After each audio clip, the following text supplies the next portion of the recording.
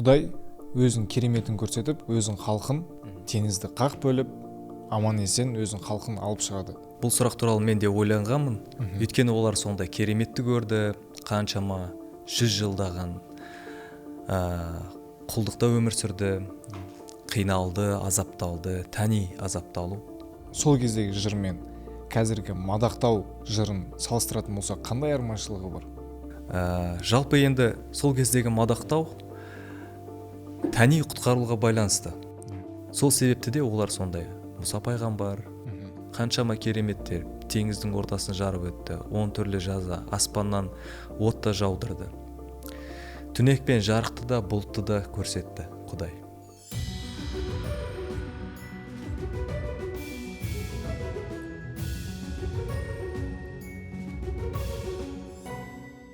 Сәлем достар.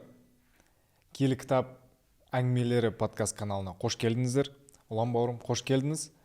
Қош көрдік. Алдыңғы подкасттарда еске алатын болсақ, Құдай өзінің кереметін көрсетіп, өзінің халқын Мысырдан алып шығады. Теңізді қақ бөліп, аман есен өзінің халқын алып шығады. Сол кезде өзінің халқы қуанып, шаттанып, алғысын білдіріп Құдайға өзінің жырларын айта бастады. Мұса пайғамбар, Харон және де қарындасы Мариям, әйелдер бәрі жиналып Құдайды жырлай бастады. Мадақтау әндерімен. Сол кездегі жыр мен қазіргі мадақтау жырын салыстыратын болса, қандай айырмашылығы бар? Ербол, негізінде бұл сұрақ туралы мен де ойланғанмын. Жалпы енді сол кездегі мадақтау тәни құтқарылуға байланысты. Өйткені олар сондай кереметті көрді, қаншама 100 жылдаған құлдықта өмір сүрді, қиналды, азапталды, тәни азапталу. Енді олардың теңізден өткен кезде Паул айтады, бұл судан өту рәсімінен өткендей болды деп. Шын мәнінде олар судан өту рәсімінен өтті, жаңа өмірге енді аяқ басты. Дәл сол сияқты бізде мәсіхші болған кезде, жаңадан құтқарылған кезде, жаңадан Иса Мәсіхті Құдайым деп қабылдаған кезде, бізде де сондай жүрегімізде сондай керемет қуаныш болады. Бірақ егерде салыстыратын болсақ, сол кездегі мадақтау жыр қаншама кереметтер, теңіздің ортасын жарып өтті, 10 түрлі жаза, аспаннан отта жаудырды. Түнек пен жарықты да, бұлтты да көрсетті Құдай. Олардың жауларын теңіздің астында қалдырды. Мысырлықтардың атты жауынгерлері де, барлығы да. Сол себепті де олар сондай. Мұса пайғамбар, Харонның қарындасы Мариям және сол жердегі әйелдер Құдайды мадақтап, өз жырларын айта бастады. Біздің Құдайымыз жеңімпаз. Ол мысырлықтарды өстіді, бүйтті, сөйтті деген сондай қуаныш болды. Бірақ ал егер біздің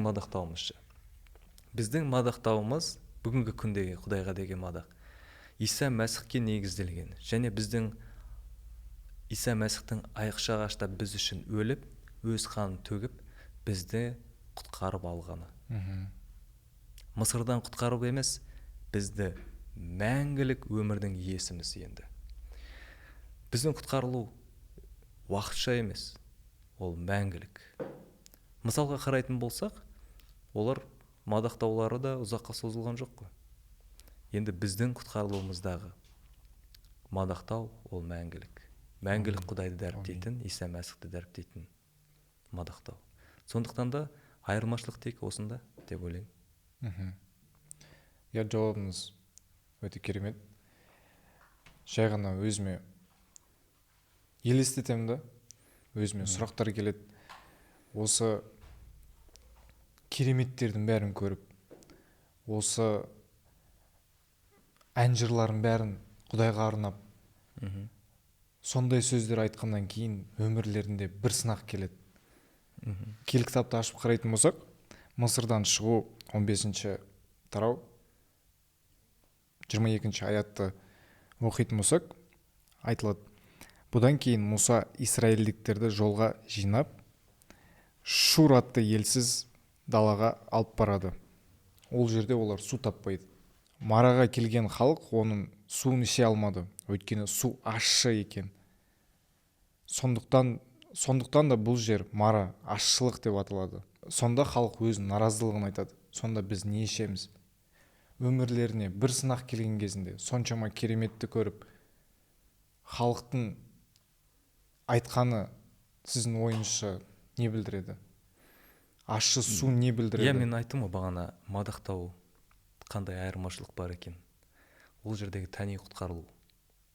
Тәни құтқарылуда Құдай өзінің халқын судан өту рәсімінен өткізгендей болды. Біріншіден, екіншіден, бізде өмірімізде Иса Мәсіхті қабылдаған адамдар, мысалға, біздің сенімімізбен құтқарылуымыз, мысалға, кереметтерге негізделген болмауы керек деп ойлаймын, менің ойымша. Неліктен? Өйткені егер біз айтатын болсақ, сіз Иса Мәсіхке қабылдайтын болсаңыз, Иса Мәсіхті Құдайым, тірі Құдайым деп, оның сіз үшін өліп қайта тірілгеніне сенсеңіз, онда сіз құтқарыласыз деп. Сонымен қатар,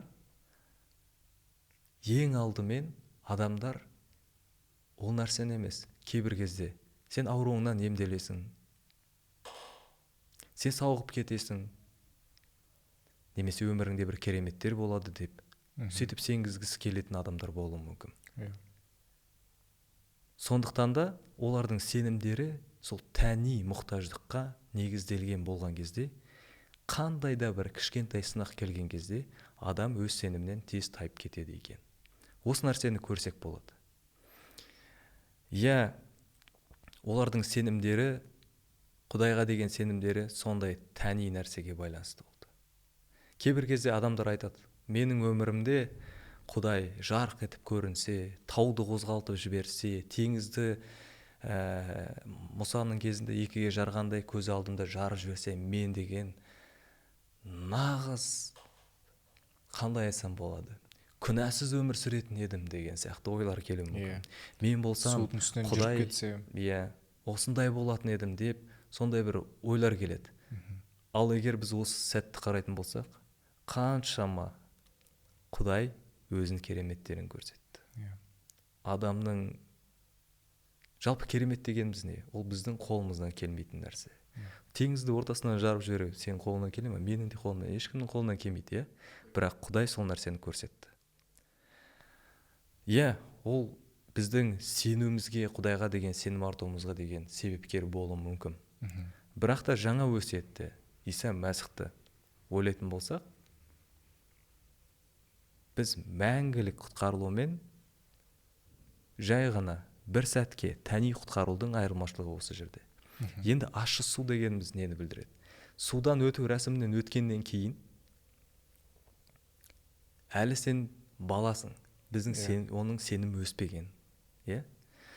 Сенімі өспеген кезде әртүрлі сынақтар келеді. Біз мәсіхші болсақ та, енді ғана мен Иса Мәсіхтің Құдай екенін біліп, танып біліп, сене бастадым.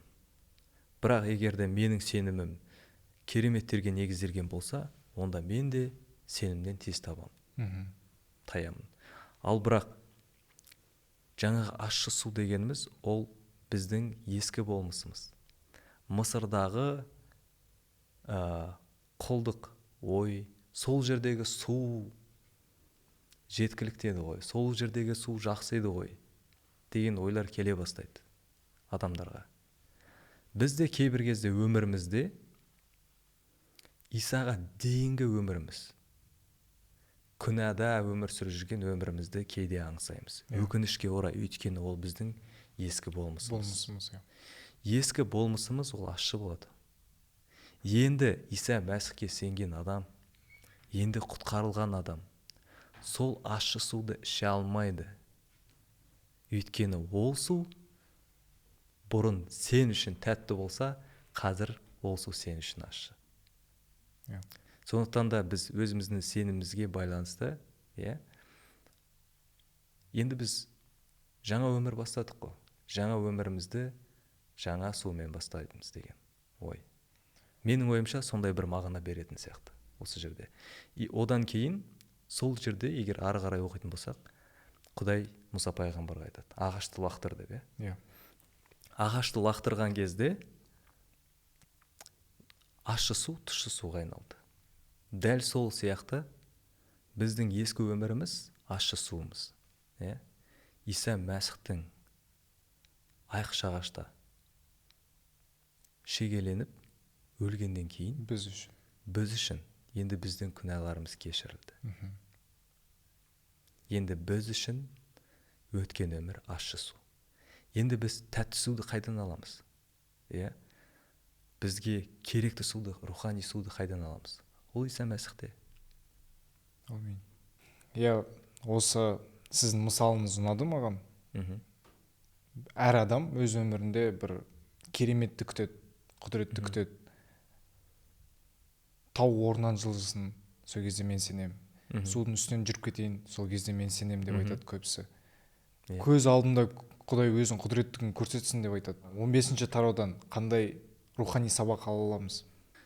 Егер де біз осы 15-ші тарауды қарайтын болсақ, адамдардың Құдайды қалай мадақтағаны, қуаныштарын көреміз. Екіншіден, 3 күннен кейін сенімдері азайып, өздерінің ескі өмірлерін аңсағанын да көреміз. Құдай оларды аштан қалдырған жоқ, Бірақ та енді біз адами көзқараспен қараған кезде халықтың сенімдерінің соншалықты аз екенін көреміз. Кеше ғана осындай керемет жағдай болды. Кеше ғана Құдайды мадақтадық, қуандық. Ал бүгін кішкентай ғана сынақ болған кезде басқаша сөйлей бастадық. Сондықтан да бүгінгі біздің мадақтау ерекшелігі неде? Паулдың елшілердің істері 16 тарау 25 аятта түрмеде отырып ән айтқан, Құдайды мадақтаған білеміз. Егер де ойланып қарайтын болса, мәңгілік өмір дегеніміз ол біздің тәнімізге байланысты емес. Мысалы, қарапайым тәни қиындықтарға байланысты емес. Рухани қуаныш. Тәни қуаныш емес, рухани қуаныш. Рухани бақыт. Иса Мәсіх айтқан бүгінгі бір подкастта көрдім, түсірілімде бір бауырым айтады Иса Мәсіхтің өмірі туралы. Айтып жатқанда, сендер бақыттысыңдар дейді. Егер де су ішу керек болатын болса, рухани шөлдеген болсаңдар, Иса Мәсіх айтады, маған келіңдер, мен сендерді жандарыңды рахаттандырамын деді. Сонда Паулдың өміріне қарайтын болсақ, ол түрмеде отырса да, оның жүрегінде қуаныш кеткен жоқ. Оның жүрегінде Құдайға деген сенім кеткен жоқ. Ал Мысыр халқымен салыстыратын болсақ, кішкене сусыз қалып еді. Сенімдері бір сәтте жоғалды, Сол сияқты біздің сенімімізбен сол кездегі сенім ол екі түрлі нәрсе. Сондықтан қандай да болсын, қиындық болмасын біздің өмірімізде. Ешқашанда Құдайға сен кінәлісің, бүйткенім жақсы еді ғой, сен бүйтпегенде мынандай болатын еді ғой деп Құдайды кінәлаудың қажеті жоқ. Сол сынақтарда Құдай бізден нені күтеді? Оған деген сенімді, оған сенім арту арқылы біз құтқарылдық қой. Және тәни де біздің, мысалға, қандай да қиыншылық болмасын түрмеде отырған Паулдың ән айтуы себебі неде? Ол біледі, оның тәні сотталғанмен, оның жаны сотталған жоқ. Сондықтан да осындай айырмашылық бар деп ойлаймын. Және осы барлық жалпы 15-ші тараудан біз сол нәрсені көреміз. Ең басты нәрсе ол рухани су ішу, рухани тамақтану. Егер де біз Құдаймен тығыз байланыста, тығыз қарым-қатынаста болып, барлық жағдайларда да, қиындықта да, ашылықта да, тоқшылықта да Құдай иеміз мадақтайтын болсақ, онда біз бақыттымыз. Сол нәрсені үйренсек болады деп ойлаймын. Ал құрметті көрермендер, біздің сіздерге айтатын тілегіміз, қандай да қиыншылық болмасын, қандай да өмірлеріңізде сынақтар болмасын, Құдайға алғыс айтудан, мадақтаудан шаршамаңыздар. Келесі кездескенше. Құрметті көрермендер, алғыс айтудан, мадақтаудан ешқашанда шаршамаңыздар. Және де ең бастысы, осындай подкасттарды көргілеріңіз келетін болса, міндетті түрде комментарий жазып, лайк басып, репост жасап, енді қолдарыңыздан келгенше бізге қолдау көрсете кетіңіздер. Келесі кездескенше сау болыңыздар.